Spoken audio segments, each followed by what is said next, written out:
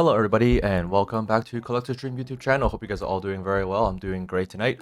Well actually not doing so great because for some reason right now my home internet is not working. Yeah, so I guess tonight I'll just be, without internet at my home, and then I'll be, churning out a few more Pokemon content videos and also doing a nice recap on the car show that took place in Hong Kong over the weekend. So yeah, let's get right to it. So the show was on Saturday, April 26th, and once again, thank you guys so much for the support and coming over to our table, our vendors table, to say hi. We really appreciate your support, and then it was really cool to speak to a few of you guys, and it was also very cool to be recognized by a few that told me in person that they have seen my channel. So I really appreciate that. Always down to chat Pokemon in Hong Kong. So my email link is contained in the profile. So if you guys have any questions on what you want to invest in, or maybe discuss about our collection, behind me are the ETBs, and then I have my display cabinet, which I have recently reshuffled, and then I put in some new things. So if you guys can pay attention to the display case while I talk, maybe you can pick out the new stuff that I have purchased over the past month or so. And also, for people that have made the purchase, don't fret, I still have your sheet right here with all your contact information.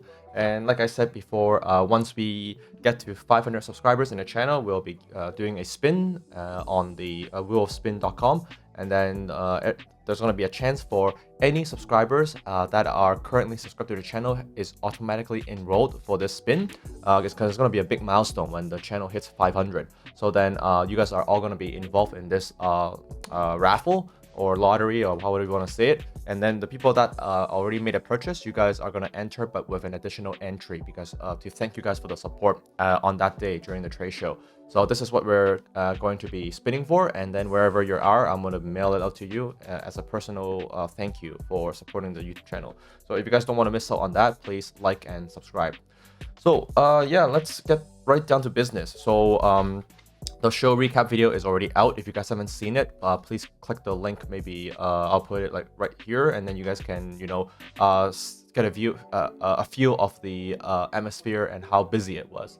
I subsequently I had a chat with the event organizer, and then they said there were over 3,000 people that attended the show, which for the first time hosting it is actually a very great result. And 3,000 a number is not a small number, because the amount of people were just coming in non-stop. And during 2 o'clock and 4 o'clock in the afternoon, during that 2-hour period, it was absolute mayhem. You have people, my buddy Clem and Kev, they were working our butts off, and then just could not handle the amount of inquiries that were coming, like getting bombarded like left and right. People want to do trades. You have kids picking up the singles, which I still have right here back in my my collection.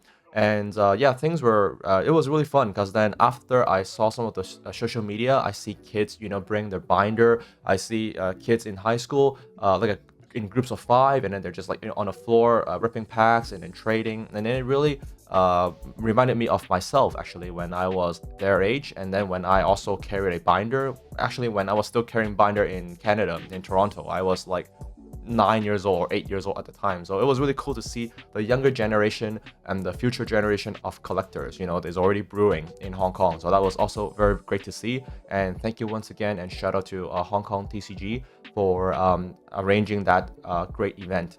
Very impressive for the first time hosting. So yeah, thanks for that. I will be hosting in the Grade 10 show again under my personal brand, Collector's Dream TCG, and then that will take place in June. So welcome to also attend that as well, and I'll have way more slabs and products to bring now. So I guess right now I do want to brush upon, I consider myself lucky and very fortunate with my line of work, that I can travel around the world to attend card shows. And then I do want to kind of compare what I've seen today compared to the Collecticon in the US, because I have been to the one in Los Angeles a year or two ago. I need to check my photo albums, and maybe I can put some pictures and videos out right now. So I do want to compare, how it scales compared to the the granddaddy of exhibition, which will be Collecticon. And then also I went to Malaysia for the TCGKL event, which is I highly recommend if you are living in Asia, like maybe in Japan, in Taiwan, or in Singapore, Thailand.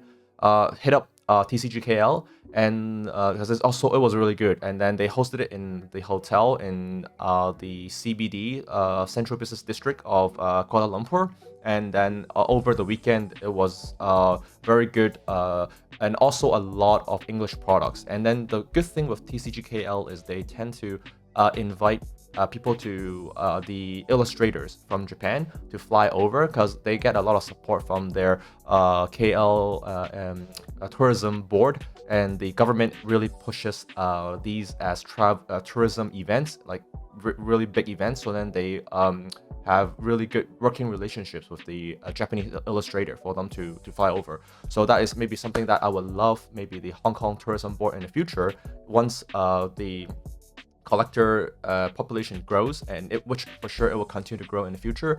And once Hong Kong reaches a certain size, then maybe we can also look into hiring illustrator and maybe people to come here and maybe do a like performance, like a concert, right? Because like in Collecticon in the US, you have the legendary Mr. Jason Page, which is the singer, the original singer for the Pokemon opening theme, and which is like kind of embedded in my mind like for life. I will never forget how epic that opening tune is. I remember some of the memes are saying like it's the only English theme song that the Japanese are envious of for the English dubs, right?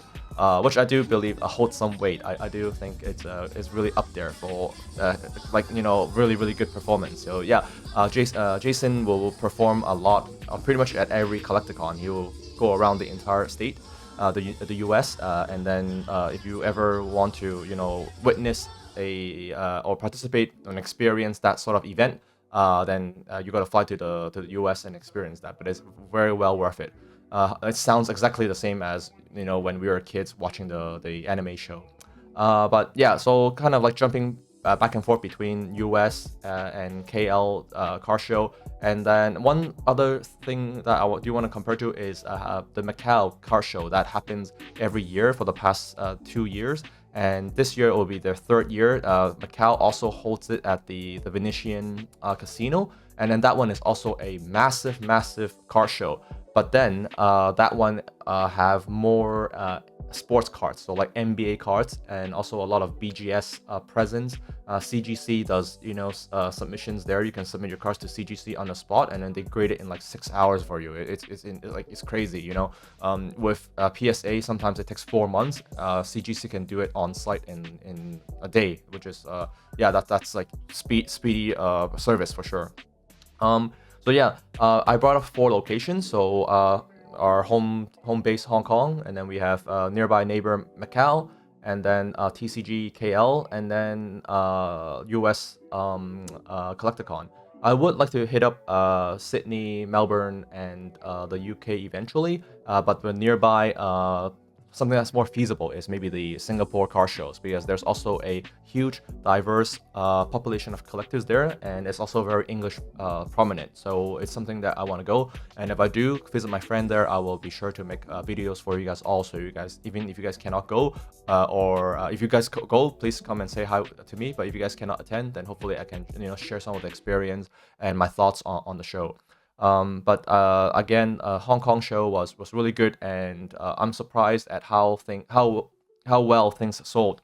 So what do I have here? Yeah. Oh, maybe I can show like this is like all that's left from my $20 box. I just sorry, it doesn't look very professional, but I just have like a $20 mark, and then people were just rummaging through this, and then I only have a very little amount of artwares left. So this is all that I have left from the show. But then this container was filled to the brim with top-loaded cards.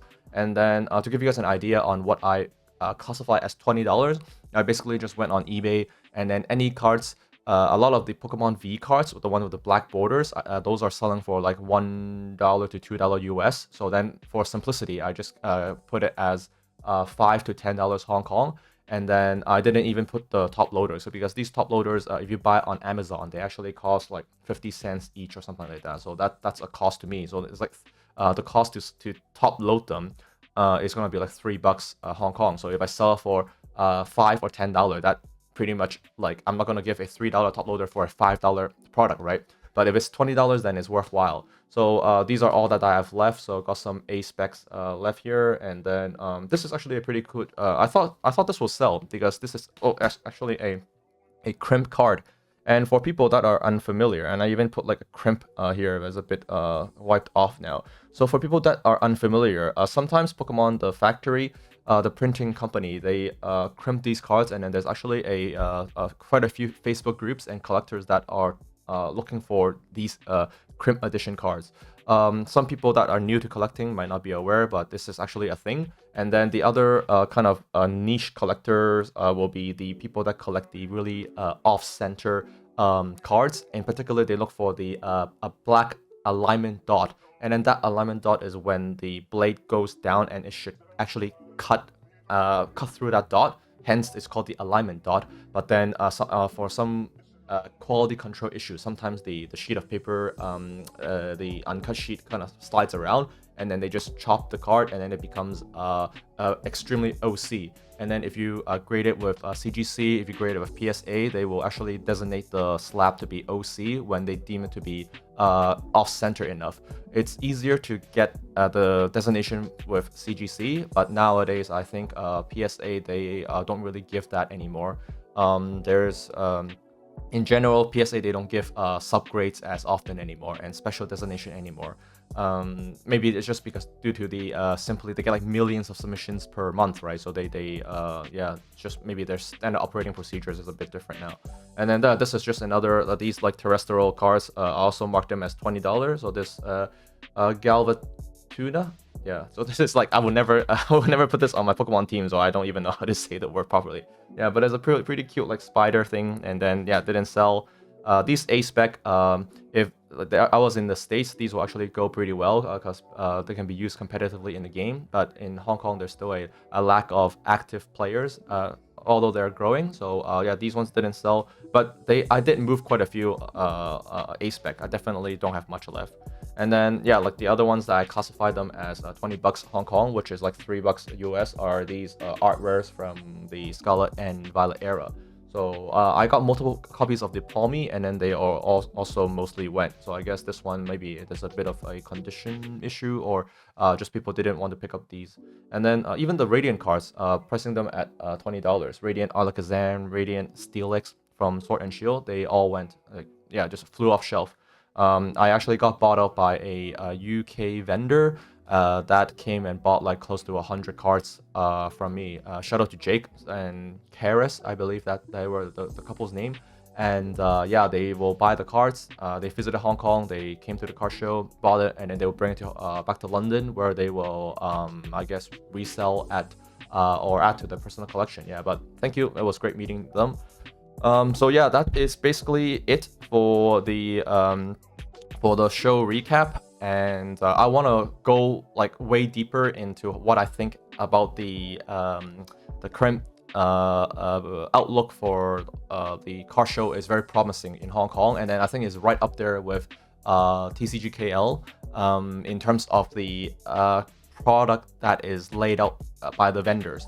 What can be improved is perhaps the, again, Illustrator coming to Hong Kong or having a bit of performance and maybe some more interaction with the fans. But right now, it's actually scaling up pretty well, and it's great to see. Being, somebody that is like living here locally, to have a English presence in Hong Kong is the number one thing I want to see. And a big reason on why I started this channel and created a Facebook community is because when I started collecting 4 years ago, or rejoined the hobby 4 years ago, I simply did not see much English presence. And I think that kind of a feeling is resonated a lot with a lot of the English speakers and collectors in Hong Kong.